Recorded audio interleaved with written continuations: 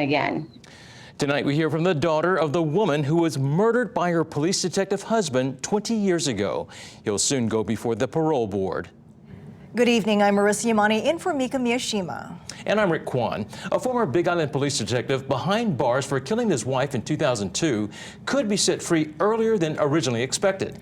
Albert Pacheco is set to go before the Hawaii Paroling Authority next month, which is considering whether to reduce the time he must serve before he's eligible for parole. KITV4's Kristen Concilio reports on how the victim's daughter is dealing with the pain all over again. Shannon now recalls the haunting memory at just 5 years old of her mother's killer, her stepfather pointedly asking her To ask my mom if she wanted to die young. Albert Pacheco, an 11-year veteran with the Hawaii County Police Department, has been serving time in prison for shooting his wife to death near their Waikoloa home. Kathleen Pacheco, known as Kathy, was just 42 years old and the mother of 5 children. Even though it's been 20 years, time hasn't healed the pain.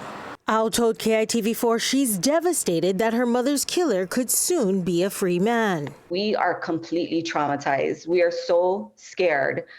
Me and my mom lost her life. We're just going about our life thinking that he's going to be in jail for the rest of our life. We're not going to see him in our lifetime.